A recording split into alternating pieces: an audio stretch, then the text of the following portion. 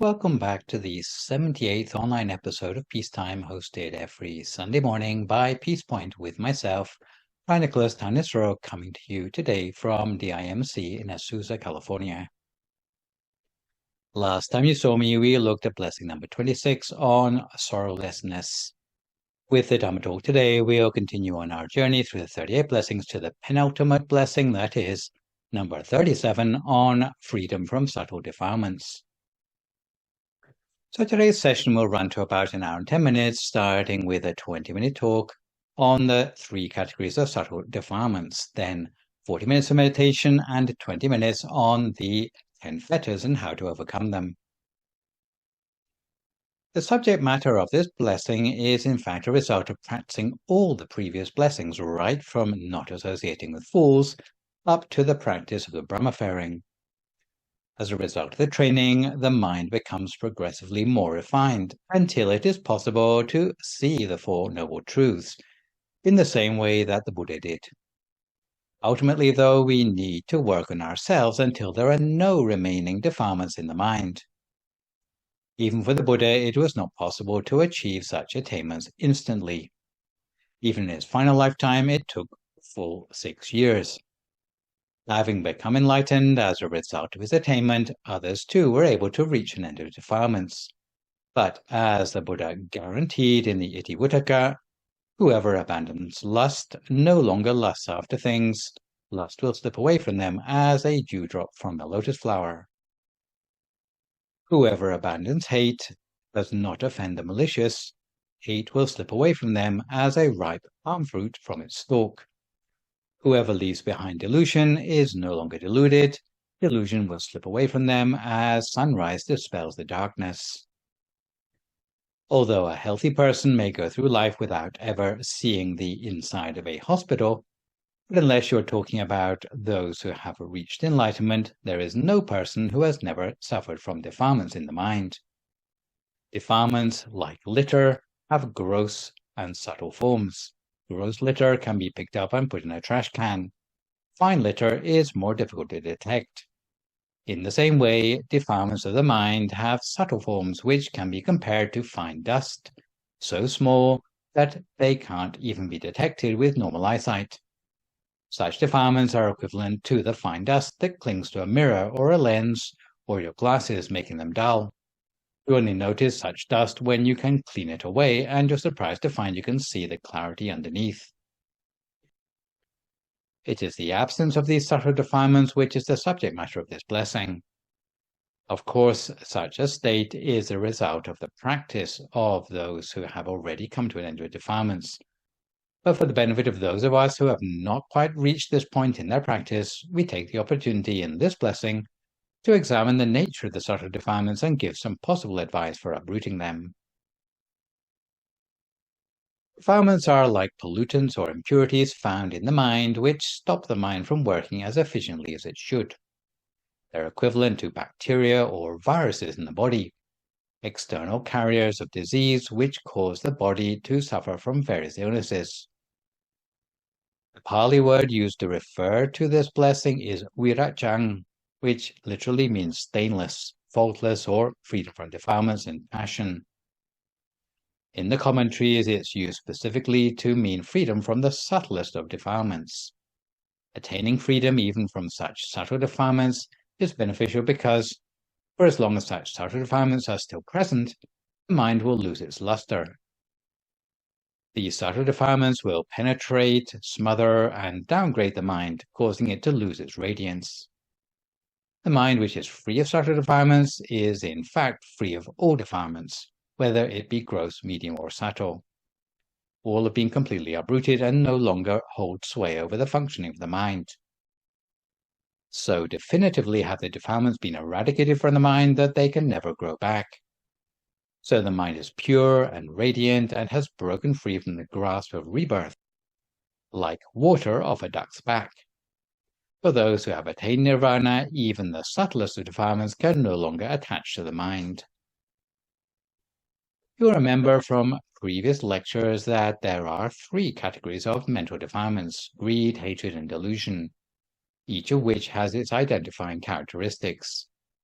Greed has a characteristic of not being very damaging, but requiring a long time to recover from its negative effects.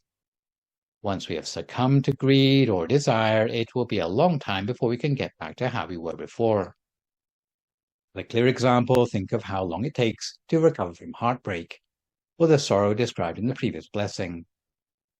The effects of greed in the absence of aggression are not likely to get you put behind bars or compromise your ability to practice the Dharma, with larceny and theft being the fullest extent of any felony charges. The second category of hatred is characterized as very damaging, but it doesn't take long to recover from. If you succumb to hatred or anger, there's no end to the violence and cruelty you can inflict. With extreme aggression, it's definitely possible to end up behind bars or on death row. Heavy karma can also be generated by actions of extreme cruelty, such as killing an enlightened one or one's parents. Angry temper tantrums are thankfully short-lived, however. If a person is angry, often all that's needed is for someone to say sorry, and the tension will be gone.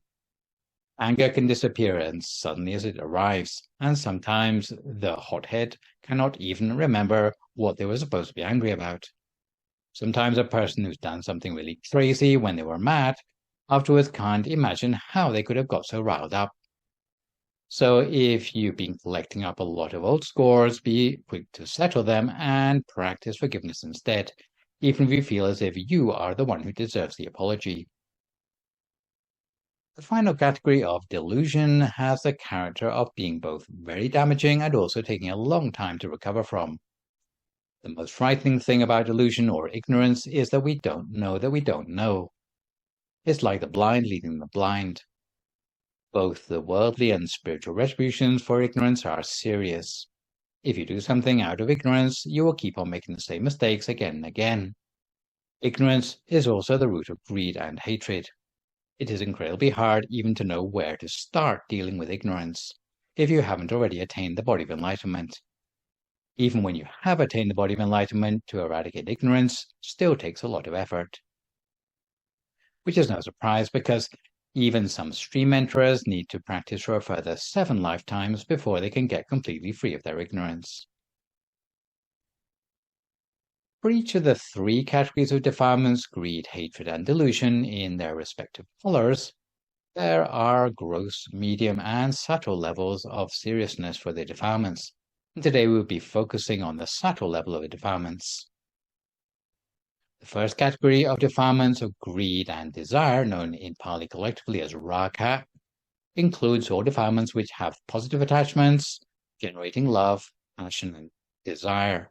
So if we were to go through the greed category of defilements in decreasing order of seriousness, and we'll just mention the heavy and medium defilements in passing, these would include desiring things in a dishonest way, or lopa, which is a heavy defilement, and open and discreet covetousness, or apicca visama lopa, and apicca, wanting to obtain things by unscrupulous earnings, or papicca, gluttony, or mahicca, lust, Kāma, and deviousness, or maya, all of which are medium level defilements. All of which, by this point in the blessings, we should have left behind long ago. As for the subtle defilements, which we have freshly rid ourselves of in this blessing, we're referring to grasping for rebirth on the various planes of existence. So, grasping for the sensual realms, or Kāma, which is when you still have an attraction for sensual pleasure, which will cause you to be reborn in the sensual sphere. The second is grasping for the form realms, or Rupa, which is when you still have some attraction for the pleasures of the form absorptions. When the person meditates to the degree they attain the first absorption or higher, they will attain more happiness than money could buy. Of course, the happiness of complete liberation from defilements is superior to this still, but some people who attain such meditation think that it is already the ultimate, because some people who attain this level can even perform some minor miracles. Don't get me wrong, to have attained form absorptions is still far superior to attaining nothing at all. However, such people give up on their efforts to make any further progress. Their spiritual progress gets stuck at this point and they lose sight of their long-term goal. The third subtle greed defilement is grasping for the formless realms, or aruparaka, which is where if you attain the formless absorptions, but again you become complacent with your attainment instead of training yourself further towards enlightenment. Moving on to the hatred and anger defilement category, known collectively in the Pali language as dosa. This includes all defilements which deal with the pushing away of undesirable stimuli. So if we were to go through the hatred category in decreasing order of seriousness, and today I'll just mention the heavy and medium defilements in passing, they would include vengefulness or payapata, which is a heavy defilement, and directed and undirected anger, called dosa and kota, respectively, which are medium-level defilements, all of which by this point in the blessings we should have left behind long ago. As for the subtle defilements from which we should have freshly rid ourselves in this blessing, we're referring to any sort of feeling of awkwardness you get when you have small differences of opinion with those with whom you have to share activities or workspace. If you still feel that you don't want to be around such people, your mind is still under the sway of the subtle defilements of the mind known as cognitive dissonance or arati. Subtle hatred defilements also include irritability or patika. This is not as serious as anger, but there is still a feeling of friction in the mind when confronted with undesirable circumstances. When mom wants to sit for meditation, but her daughter has the radio turned up loud, she might snap, "Can't you turn the volume down? I'd like to meditate now." And when her daughter replies, "Why do you have to meditate now?" Although, of course, mom is not angry, she might be irritated by her daughter's stubbornness. Although irritability per se is of negligible harm, you still have to overcome it because otherwise it has the potential to develop into a fully fledged meltdown. Finally comes the category of ignorance or delusion defilements, known collectively in Pali as moha, which includes all defilements concerning insufficient or distorted knowledge. If we were to go through the delusion grouping of defilements in decreasing order of seriousness, just to mention heavy and medium defilements in passing for today, they would include wrong view or micchaditthi, which is delusion at the heavy level, and delusion proper or moha, which is delusion at the medium level, which by this point in the blessings we should have left behind long ago. As for the subtle defilements, from which we have freshly rid ourselves in this blessing, these would include, firstly, false view of individuality or sakkaya ditthi. This is egotism of various sorts. In fact, our individuality is on many different levels, and for as long as we misunderstand our own well-being as separate from that of the rest of the world, we are still caught up in false view of individuality. The second one is doubt or vicikiccha, and this is doubt as to whether the law of karma really works. It is doubt as to whether it's really possible to make progress in meditation, and whether it's really possible to become enlightened. The third one is adherence to superstitions or silapata paramasa. This means being caught up in superstitious rites and rituals that involve magical thinking. And we'll come back to this in more detail later because it is an inclusion that is particularly badly understood. Fourth one is conceit or mana. There are 3 ways in which people may be conceited about themselves, assuming themselves to be at the same or lower or higher status than others. If they assume a lower status, you might call it an inferiority complex. If it's a higher status, you might call it a superiority complex. In fact, all 3 are unhelpful to our spiritual vocation.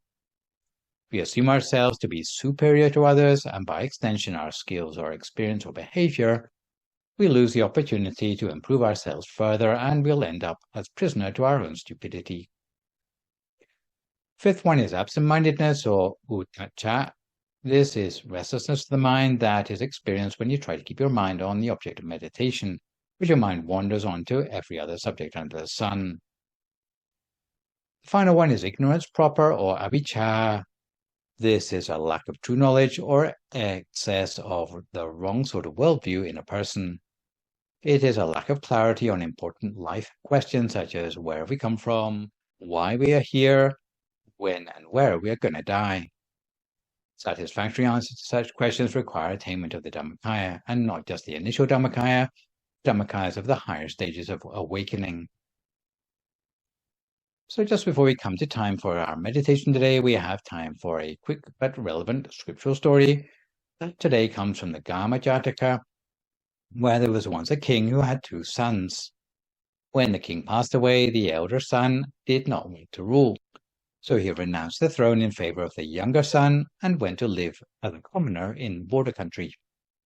Superficially, the abdication may have looked a bit like what Prince Siddhartha did, but in this case, the former prince had not truly let go of his ambitions. They lived on as subtle defilements in his mind. A local entrepreneur knew that the ex-prince would be inexperienced at earning a living, so he supported him to get set up in life. But of course, there were some strings attached. The entrepreneur requested the ex-prince to put a word in with his little brother to get a tax exemption for their area, on the pretext of helping the ex-prince get established. The ex-prince did as he was told, and that province was exempted from taxation. At first everyone was content, but later the prince's subtle defilements got out of control, with a chance of backhanders in return for putting in a good word for tax exemptions in the neighboring provinces as well. As the special income of the ex-prince increased, his greed became insatiable. He wanted to get his throne back. At first his little brother objected, but later he was allowed to return as king. Since that king had done many good deeds in the past, Indra, the king of heaven, instead of being jealous, as he had been in some previous Jātaka stories, wanted to teach him a life lesson to make sure his greed wouldn't get out of hand. Indra appeared to the king in human guise and asked him, "Did you know there are 3 neighboring kingdoms even greater than your own?" Before the king could ask the details, Indra disappeared. The king became instantly dissatisfied with his own kingdom. He wanted to expand the borders and invade those 3 neighboring kingdoms, even though he had never seen them. The king was so obsessed with expansionism that he became sick just thinking about new territories day and night. No doctor could cure the king of his illness. During that lifetime, the Bodhisattva was born as a young scholar who had just finished his studies. He volunteered to administer a cure to the king.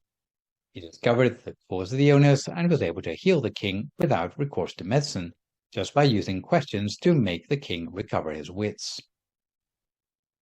The Bodhisattva knew the king already had 1 kingdom but craved 3 more, a total of 4. So he asked, "When your majesty sleeps, do you need 4 beds?" "No, only 1, replied the king. "When your majesty eats, does your majesty fill your stomach 4 times over?" "No, to be full, just 1 meal at a time suffices." "Then why does your majesty want to rule 4 kingdoms when you already have a kingdom of your own?" And the king was miraculously cured of his illness. So now that we are a little more well-informed about the nature of the subtle defilements, let's see if we can polish away some of that fine dust in the mirror of our mind by settling ourselves down for 40 minutes of meditation, which today is a recent live recording of a track entitled "When Inside You is Bright, You Brighten Up the World." If at this time you'd like to find a comfortable sitting position for yourself as you listen to my guidance.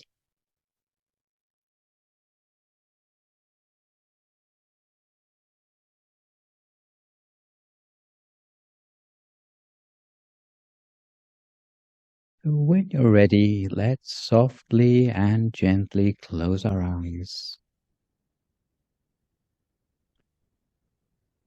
And softly and gently relax our eyes, our face, our neck, our shoulders, relaxing our torso, our abdomen, our legs, all the way down to the tips of our toes. We relax our arms, our hands, and our fingers. making sure that every single part of our body is completely relaxed. We take our time to make sure that we feel good, feel comfortable, because this comfort, this relaxation, is at the very heart of the meditation practice. Once you're able to feel good, feel relaxed, feel comfortable, just by doing that, you've already achieved almost 100% success in your meditation. And if you're able to maintain this relaxation, this comfort and peace, for just 1 second at a time, then that is already 100% success in your meditation. So we continue to relax, continue to let this feeling flow. And if you're feeling relaxed and comfortable in the present moment, then you're already doing a great job in your meditation. We continue to maintain this peacefulness, this tranquility, this relaxation, keeping it going by simply resting, being calm and comfortable, just like this. So by being calm and relaxed and peaceful, our mind will automatically start to accumulate that peace and positive energy within. We'll start to gain a sense of stillness, and as it becomes more and more still, our mind will become clearer and cleaner, and the effect of that will enlarge outwards into our lives, affecting the way we make decisions, choose our words, or reach out to others through our actions. We find that as our mind becomes more and more centered, everything in our lives becomes more wholesome as a result. But for now, we don't need to worry about any of this. We just remain calm, relaxed, and peaceful within ourselves, allowing ourselves to pick up on that sense of comfort. And if there's anything to interrupt that sense of comfort, we should feel free to adjust ourselves. And little by little, by increments, we will gradually move from 100% success to 110 or maybe 120%. We'll feel that our mind will become more and more clear and clean, pristine and pure, until at a certain point we'll be able to actually see that clarity within us. We'll start to see what is meant when they say that the mind is clear and bright.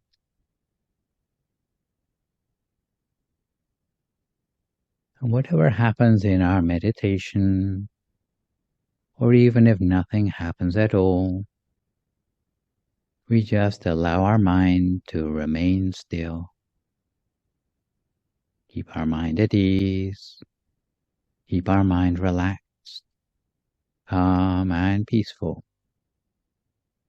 treating this feeling of stillness inside us as something precious, something that's going to take us deeper, closer to the source of that positive energy that's being generated within us right now. In the meantime, we keep ourselves relaxed, calm and comfortable. That's all we really need to focus on right now, letting go of all our thoughts, all of our worries, putting aside any responsibilities for right now, treating the time we have in the present as the most precious to us, an opportunity to give ourselves a sense of peace, self-love, in a way that can spread outwards, also to bring happiness to others, making ourselves more of a pleasure to be with. So later on, we'll be able to share this sense of compassion and happiness with our friends and family, and eventually to everyone in the world. The way we accumulate this sense of peace, this love and happiness, will start to softly and gently manifest within our mind. And as we relax more, feel more and more peaceful and comfortable, we may feel as if our whole body is starting to become light in weight, almost illuminated from the inside, as if there's something moving inside us, like a gentle breeze, blowing gently through the mind and cleansing away all the negativity. But all that's happening is that the mind is gently moving towards a standstill, which means that the thoughts in the mind are gradually grinding to a halt. But in the meantime, we're able to keep ourselves relaxed and calm and comfortable, with this feeling of peace and relaxation so crucial to our lives. We may already have come across such a feeling from time to time in our lives, but maybe never really paid much attention to it. But if we start to pay attention to this feeling of relaxation that's there, quietly in the background, starting to nurture and cherish this feeling, a sense of love and compassion inside our mind will start to connect with all the positivity in our lives, in our families' lives, in our community, and eventually to the whole of the world. So this feeling of continuity and relaxation is the heart of our meditation practice. This peace inside the mind, this sense of relaxation. It's just a question of training the mind to get used to being more comfortable and relaxed, allowing that sense of peace and love that we need so much to return to ourselves by taking good care of ourselves both in body and in mind,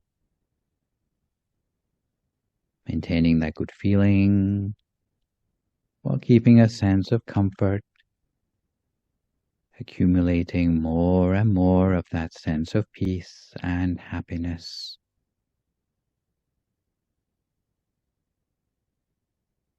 If you find that even with that sense of peace and comfort inside yourself, that your mind still doesn't feel like it has settled, if it's like we are trying to fly our kite, but the wind still didn't pull on the end of the string, or if you feel that your mind still hasn't taken the bait, especially for those of us who are new to meditation, then it might be an idea to add a little bit of structure to our practice by allowing the mind to settle and center within the space of our body, in the place that feels the most comfortable for us,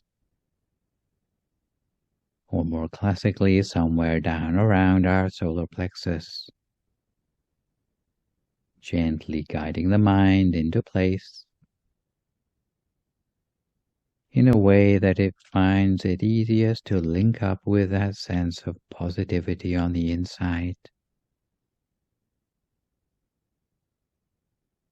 If you feel that you can already detect the place the mind needs to be, then just gently maintain the mind at that place by means of the feeling. If it helps you to have some sort of visual to keep your mind in place, and usually we favor something bright and rounded like the sun, a full moon, or a star, or perhaps a sparkling diamond, usually as a byproduct of that visual focusing of the mind in a gentle and comfortable way. We'll start to feel that sense of flowing inwards, pulling the mind deeper within ourselves.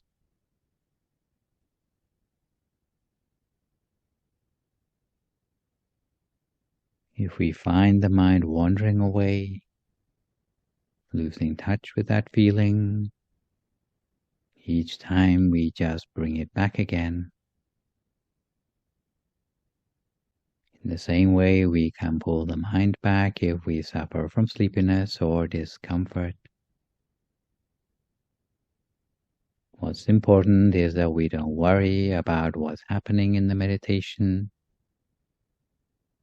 We simply readjust to maintain that sense of peace and comfort continuously. Once you feel comfortable again, you can keep the mind on track with that sense of ease and peace inside you. Continuing on the journey inward as it takes us closer and deeper toward the source of true happiness within. The closer we come to that point of peace, the clearer will be the sense of that positive energy, the sense of fulfillment as if we desire for nothing else in the world, while overcoming negativity, breaking free of any shadows, as the mind becomes more luminous within itself. Feeling the brightness inside, brightness that has a shadowless quality to it. So we spend this precious time together, learning more and more about ourselves, taking good care of our mind, cherishing the sense of wholesomeness from within,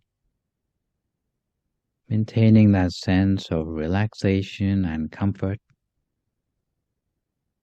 continuing to accumulate more and more peace, this treasure within ourselves, as we continue our meditation in silence for a few more moments now, until we come to the appropriate time.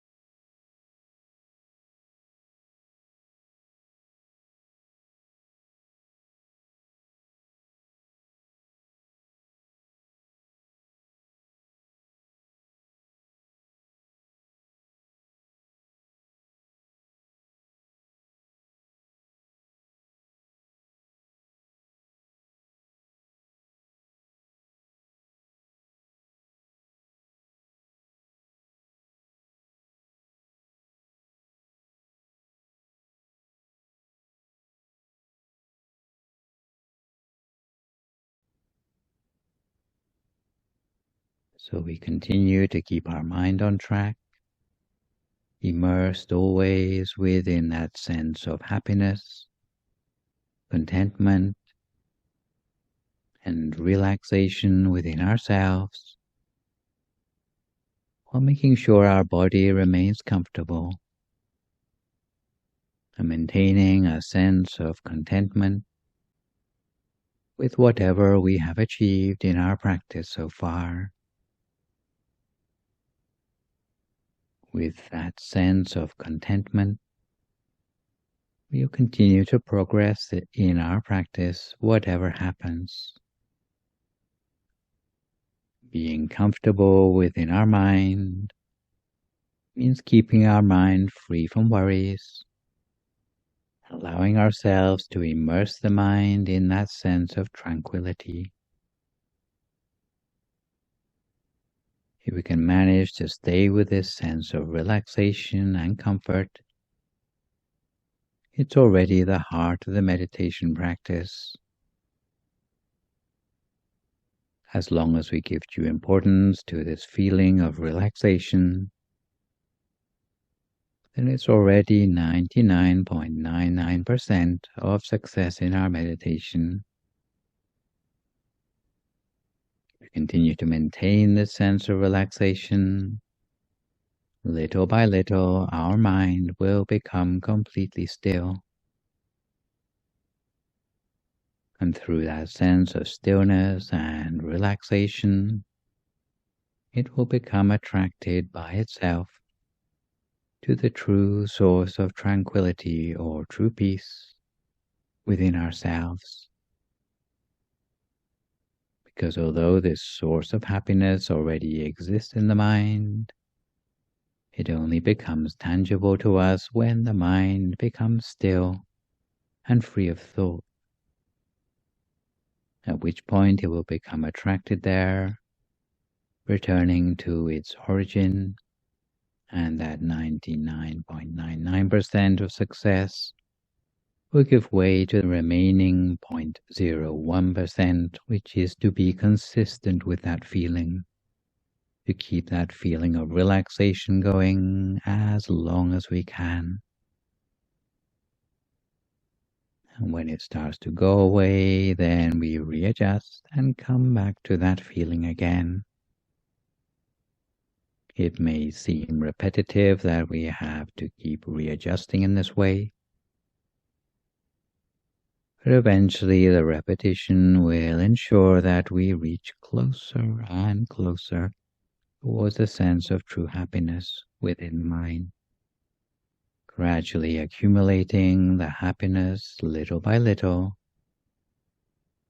until our sense of peace and tranquility within becomes more precise and can lead us to the brightness on the inside.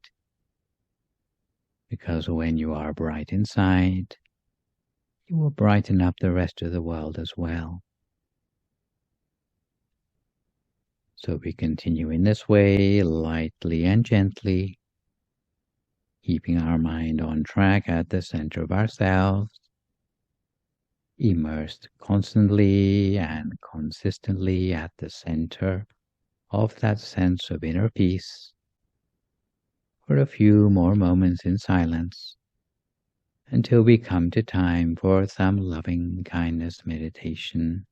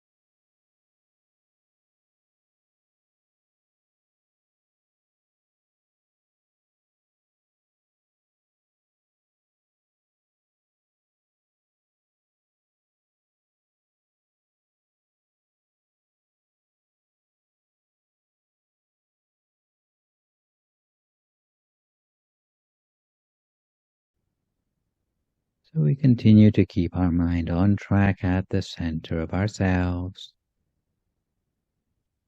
immersed always in the quality of the inner experience we have built up for ourselves as a result of our meditation so far today.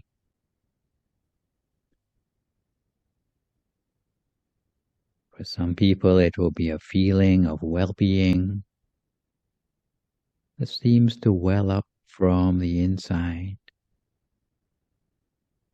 For others, it may be something more like a sense of illumination arising from the inside.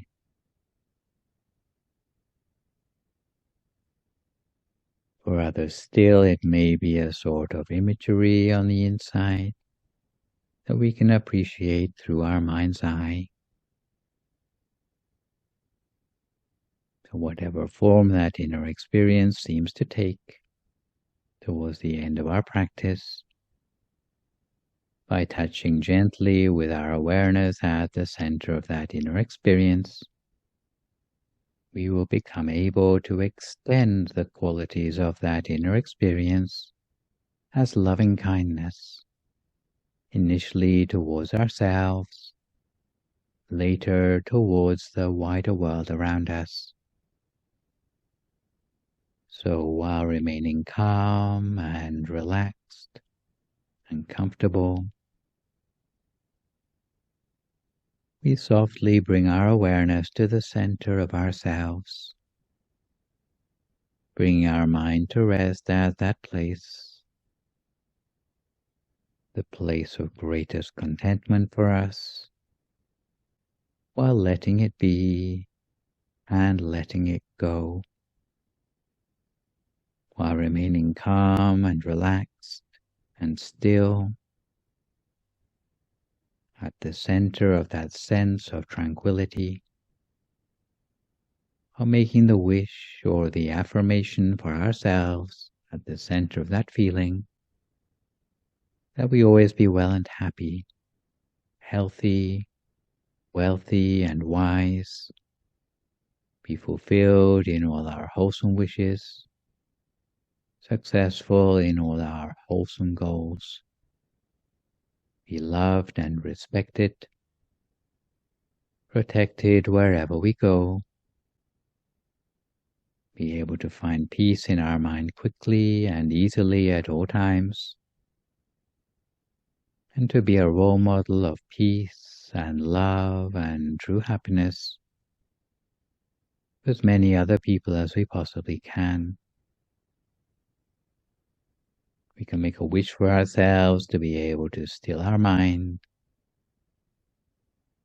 be able to maintain true happiness at all times, and reach the utmost of happiness as soon as possible.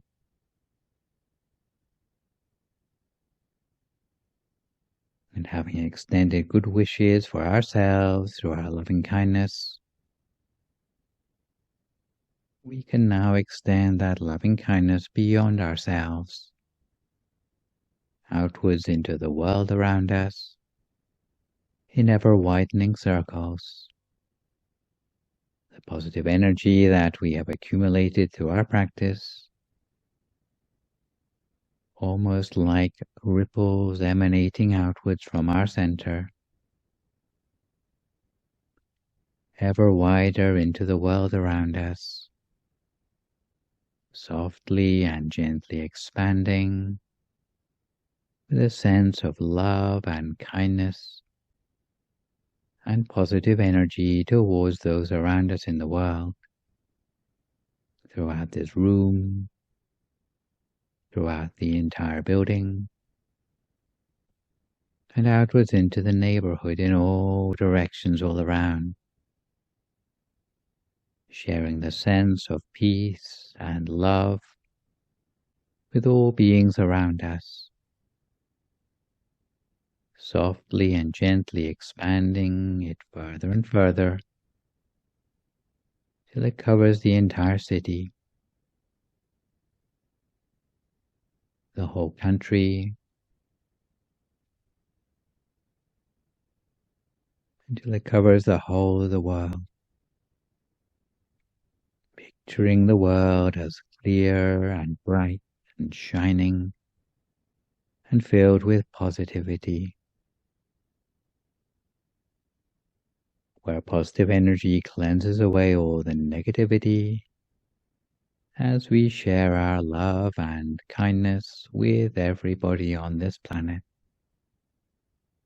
extending wishes of love and kindness for every person, every being, that they always be happy and healthy, wise and fulfilled in all their wholesome wishes. May they be free from harm, from hatred, from anger, and from frustration. We can also make the wish that this world be free from war, from disease, from every other sort of negativity, with the wish that everyone find peace in their mind, be able to still their mind quickly and easily at all times, in order to reach the utmost happiness as soon as possible. If we're thinking of particular loved ones of ours who are in difficulty at this time, we might extend particular loving kindness towards them, holding them in the brightness and sense of peace at our center, thinking of their faces or their names as we extend loving kindness toward them for the last few moments of our practice until we come to the appropriate time.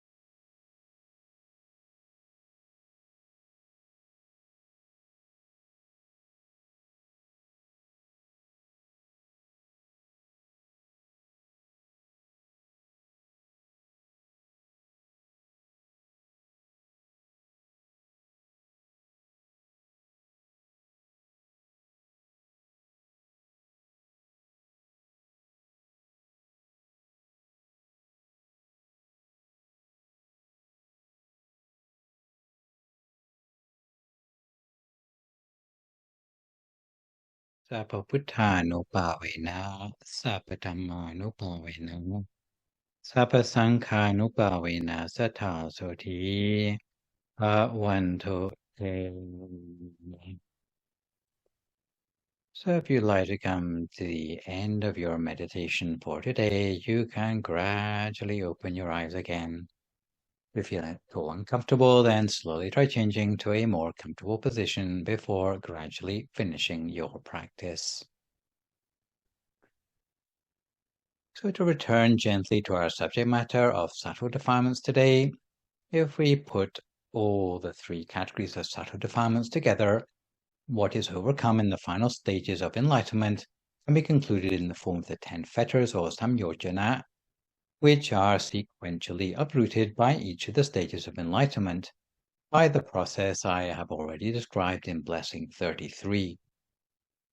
So the subtle defilements in order of the 10 fetters comprise self-view or sakkaya ditthi, doubt or vicikicca, attachment to rites and rituals or silabbata paramasa, grasping for the sensual realms or kamaraka, annoyance or patika, grasping for the formless realms or ruparaka, grasping for the formless realms or aruparaka, stubbornness or mana, absent-mindedness or uddhacca, and ignorance or avijja. You can understand the 10 fetters as being connected with the 4 noble truths because the second noble truth points out that grasping and ultimately ignorance are the causes of suffering and are fetters that trap sentient beings in the cycle of existence. Removal of the 10 fetters are stepping stones along the path to liberation. Although obviously those who are advanced enough in their practice to shed the fetters would have overcome the 5 hindrances long ago, 4 of the 5 hindrances, namely fetters 2, 4, 5, and 9, show some overlap, although in the hindrances, the 4th fetter is translated as sense desire, and the 5th fetter is translated as ill will. Also, according to the Avijja Sutta of the Anguttara Nikaya, fetters 1, 8, and 10 are regarded as nutriments for delusion, and fetters 6 and 7 nourish the cravings for existence. As you may have noticed, fetter number 3 is a little bit of an odd one out. So today we will digress slightly to justify how it ended up amongst the 10 fetters. So any discussion of attachment to rites and rituals has to acknowledge that certain tendencies discourage rites and rituals in some contemporary Buddhist circles. Ironically, if you were to go anywhere in the world and visit a traditional Buddhist temple rather than a meditation center, you would discover that the reality of Buddhist life seems to be conspicuously involved with chanting, rites and rituals, cultural conventions, vows and resolutions. The number of precepts observed by lay Buddhists is only exceeded by the number kept by monks and nuns. Water is poured to dedicate merits for the departed. Mahayana Buddhists take bodhisattva vows to help them aspire to Buddhahood and salvation for all beings. The practice of austerities involves a vow to practice any of the 13 special practices we saw back in Blessing 31. Meanwhile, other Buddhists do prostrations along pilgrimage routes. Some Buddhists commit to being vegetarian. Tibetan Buddhists believe auspiciousness can be generated by the spinning of prayer wheels or the flapping of prayer flags. There is an abundance of Buddhist amulets and relics that look suspiciously like the indulgences of the pre-Lutheran Church. With ceremonies so much in the mainstream, it would be a surprise to learn that rites and rituals appear to be discouraged in the higher echelons of Buddhist practice. A literal reading of the inclusion of adherence to rites and rituals, or Silabbata Paramasa, as one of the subtle mental defilements that needs to be overcome to reach the stages of enlightenment, would mean Buddhists needing to give up religious rites and rituals if they want to become enlightened. Of course, some practices in Buddhism could be understood as a means to an end, or skillful means, designed to be let go of once they have served their purpose, as illustrated by the Majjhima Nikaya simile of the raft. Is it the case then that precepts and vows, disciplines, practices, ethics, ideology, rites, rituals, and ceremonies need to be treated as a hindrance to genuine practice? Well, the etymology of the term Silabbata Paramasa derives from sila, meaning virtue, morality, or convention, in the sense of intentionally omitting unwholesomeness from one's behavior. Pata refers to oaths and commitments in the sense of intentionally including wholesomeness in one's behavior. As for the term paramasa, it means in a way that is externally imposed, often compared to trying to hold an inflatable ball underwater. So, taken together, Silabbata Paramasa would refer to adherence to rites and rituals that are an external imposition. Such clinging is shunned for the way it leads to rigidity, dogmatism, resistance to change, and the belief that attainments can be reached merely by taking rituals or oaths. If parallels were to be sought with Freudian psychology, the late Venerable Buneji Mahathera compared it to a complex involving the superego. Adherence to rites and rituals is considered problematic alongside the fetters of deluded view about the self and doubt. Apart from being one of the 10 fetters, adherence to rites and rituals is also included as one of the 4 forms of clinging or upatthana, alongside clinging to essential objects or gam upatthana, clinging to views or ditthupatthana, and clinging to ego belief or attavad upatthana. To give some historical context, contemporary to the Buddha, there were many competing religions which taught that performing rites and rituals in honor of the gods was the only way to change the world, whether it be ensuring plentiful harvest, freedom from disease, or healthy childbirth. Rites and rituals were considered sufficient for awakening or salvation. This view was soundly rejected by the Buddha because he taught that things happen because of natural laws, not because of petitions to the gods. The Majjhima Nikaya's Kukarawatika Sutta is often used to illustrate the perils of blind adherence to oaths and rituals, relating the case of ascetics who dutifully imitated dogs or oxen as part of their spiritual practice. They would eat only food thrown on the ground, wear no clothes, and go about on all fours, and believe such practices would lead to their salvation. These are quite extreme examples of magical thinking that may seem to be poles apart from the practices of the majority of reasonable Buddhists in the present day.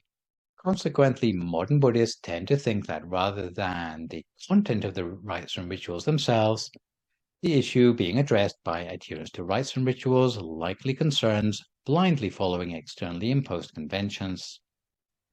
It would refer to certain people believing that eating certain foods will allow them to gain salvation, or ritual bathing in some sacred river, fortune tellers, spirit worship, or other forms of superstition might mistakenly be seen as a refuge from suffering. It seems to indicate that petitioning external spiritual forces or reliance on external imposition of discipline is somehow less genuine than being motivated to do good or avoid evil by one's own sense of satisfaction or conscience. The caution against adherence to rites and rituals highlights the perceived inferiority of discipline as opposed to self-discipline, and applies that by this point in our practice, good behaviors should become internalized or Arya Sila, as exemplified by Sariputta, the Buddha's right-hand disciple, who was praised in the Majjhima Nikaya's Anupada Sutta. The ambiguity historically surrounding Buddhist rites and rituals is only compounded in the present day, where they have found themselves at the forefront of Buddhist internal culture wars, with meditation and ritual often at opposing ends of a discourse divided along the lines of heritage convert, traditionalist modernist, or post-colonial orientalist. Convert Buddhists, secular Buddhists, and modernists tend to claim that authentic Buddhists need to abandon rites and rituals such as expressing respect for puja or homage or vandana, despite these being Theravada Buddhist practices advocated in the Buddhist scriptures. In a sort of spiritual essentialism, Sila Bhatta Paramasa has been cited by some Westerners as justification to reject traditional thinking that freedom from traditional Buddhist rituals should be conducive to clarity and authenticity of mind, and amongst their number are several of the academics responsible for the English translations of the term Sila Bhatta Paramasa. Western scholars have consistently relegated rites, rituals, and commitment to the domain of cultural expressions, and for Westerners to become naively involved in such rites and rituals is regarded with the same horror as going native. It should be acknowledged, though, that over the last 2 decades, with the gradual decolonization of Buddhist studies, those dismissive of rites and rituals in Buddhism have become less vocal. Nonetheless, secular Buddhists such as Joseph Goldstein and Stephen Batchelor maintain an influence on what has become known as consensus Buddhism in the West, where Buddhism has come to be regarded as nothing more than a way of life. Disproportionate eagerness to dismiss rites and rituals and vows may originate from the Protestant roots of many of the Western countries where Buddhism has gained popularity. Sometimes this dismissiveness comes in the passive form of inherent Protestantism, where the expectations of Westerners who have converted to Buddhism are unintentionally affected by their former religious background. Sometimes it's more active and intentional as a sort of Protestant chauvinism, where Buddhist teachings are actually taken out of context to justify the rejection of rituals. Unexamined assumptions underlying inherent Protestantism uncritically treats meditation as positive and beneficial, while ritual is at best considered a waste of time and at worst condemned as detrimental to true practice. Nonetheless, there should be common ground for the assumptions of Eastern and Western Buddhists, because the Buddha didn't make different accommodations for East and West, since in the Majjhima Nikaya's Vaseta Sutta, he taught that distinctions of birth, race, or nationality ought to be eclipsed by devotion to practice and understanding of the Dhamma. Current postmodernist and post-secularist trends in Western society With diversity of practice and increasing levels of acceptance of ritual aspects of religion in the public sphere, signal how that reconciliation might happen moving forward. And it is refreshing to note how Western Buddhists are often now redressing the balance in their practice by making up their own rituals to assuage any guilt you might feel about cultural appropriation.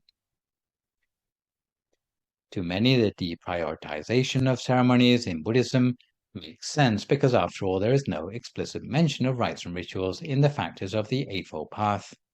So, would caution concerning rites and rituals mean prioritizing rituals most relevant to liberation from rebirth? Or is the issue more to do with the way a practitioner adheres? Is it only relevant to worry about rites and rituals for those who are on the threshold of stream entry? Or is the problem with the compulsive or rote enactment of ceremonies? Certainly, some sorts of rites and rituals are discouraged by Buddhists, such as excessively transactional approaches to ritual, where, for example, a devotee might bargain with the Buddha, promising some sort of sacrifice, such as a donation to the temple, in return for a favor, but only if the favor comes true. Within Buddhism, it would generally be preferred that an unskillful ritual would be transformed into something more skillful by making the donation in advance and channeling the merit of that deed unconditionally towards the outcome sought. This, along with black magic oaths, self-mortification rituals, or taking refuge in things other than the Triple Gem, are probably the only rites and rituals that traditional Buddhists would seek to abandon outright. Although on the face of it, the subtle defilements seem harmless, we cannot afford to tolerate their presence in our mind, just like a spark which can cause the whole of a city to burn down.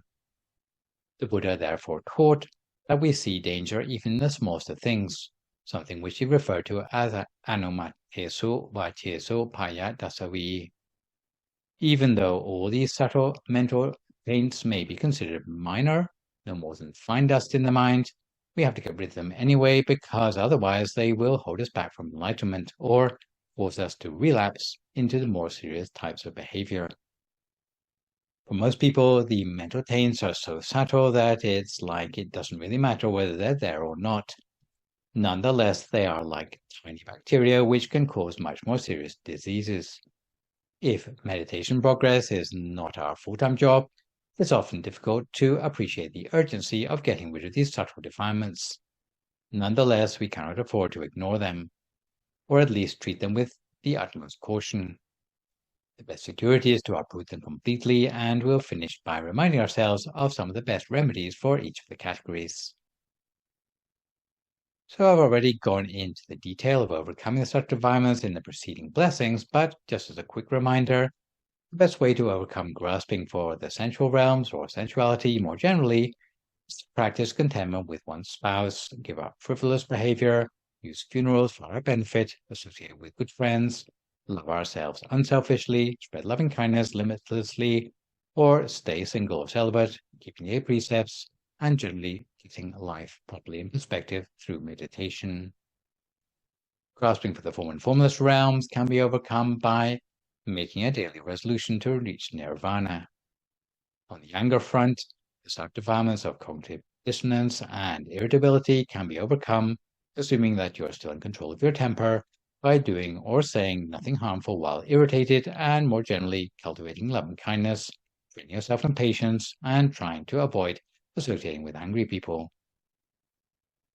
For the subtle defilements related to delusion, the false view of individuality, doubt, absent-mindedness, and ignorance need to be overcome by cultivating wisdom, meditating more, and seeking guidance from those more experienced on the Buddhist path than oneself.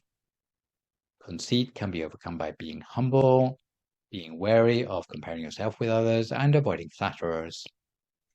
Instead of comparing yourself with others, you should compare yourself today with how you were yesterday or last week and look for any improvements.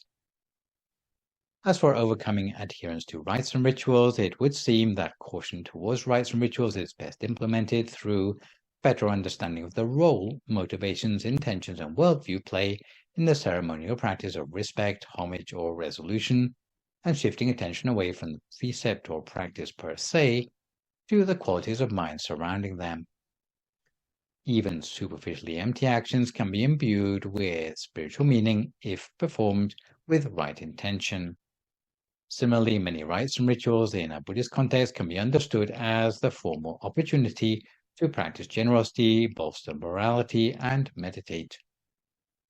So the need to break the fetter of Silabhata Paramasa would most likely mean relinquishing any distorted understanding of the role precepts and conventions may play in practice, since whether or not a Buddhist refrains from ritual is no guarantee of them escaping magical thinking. Such an understanding of rites and rituals avoids throwing out the meritorious baby with the bathwater, as modernists might advocate. Meanwhile, Buddhists need to keep in touch with the deeper objectives underlying rites and rituals in a way that makes them meaningful to ultimate liberation from suffering. The only way to come to a definitive end of such beliefs is to attain the Dhammakaya. Until you manage to attain the Dhammakaya, you will always end up believing the last thing you heard. For today, we have time for one final scriptural story relevant to the topic of subtle defilements. In the time of the Buddha, there was a group of monks who had been practicing in isolation in the forest, keeping the precepts strictly and meditating extendedly. They had been meditating so long that they had become convinced that they had already overcome all the subtle defilements in their minds. They thought they had no remaining greed, hatred, or delusion. All the monks felt so fulfilled that they agreed to leave the forest to return to the temple. They planned to visit the Buddha, and the Buddha knew through his meditation that this group of monks had overestimated their attainment and, in fact, had not reached an end of defilements. Buddha instructed Ananda to wait for the monks at the gate of the temple and tell them to go and stay in the cemetery instead of immediately coming to see him in the temple. In the cemetery, there was the corpse of a beautiful woman who had just recently died. When the monks arrived at the cemetery, they saw the corpse of the woman, and their attraction to her former beauty resurfaced. Only then did the monks realize that there were still subtle defilements remaining in their minds, and they needed to practice further. In this case, without the right circumstances to magnify the subtle defilements into a recognizable emotion, the small defilements in the minds of these monks had remained hidden without them realizing. So this session I have introduced to you Blessing 37 on a mind free from subtle defilements. So for my next live session online, which will, fingers crossed, be a week on Sunday morning, we'll move to the final blessing, number 38 on the blissful mind. For good measure, I'd like to remind viewers that you can email your questions about meditation or what you have heard in the lecture to the email address that you can see spelled out on the slide. And I'll do my best to answer these on my next session. In the meantime, try to avoid recklessness or complacency as we continue to deal with the knock-on health and economic effects of the pandemic. Maintain a positive mood, speak only positive words, forgive others, extend good wishes to others, and meditate daily. Hopefully, as a result of today's session, you will feel a little more inspired to uproot the last of the subtle defilements from your mind. So for today, this is me, Phra Nicholas Thanissaro, signing off for now. So long, folks, and stay safe.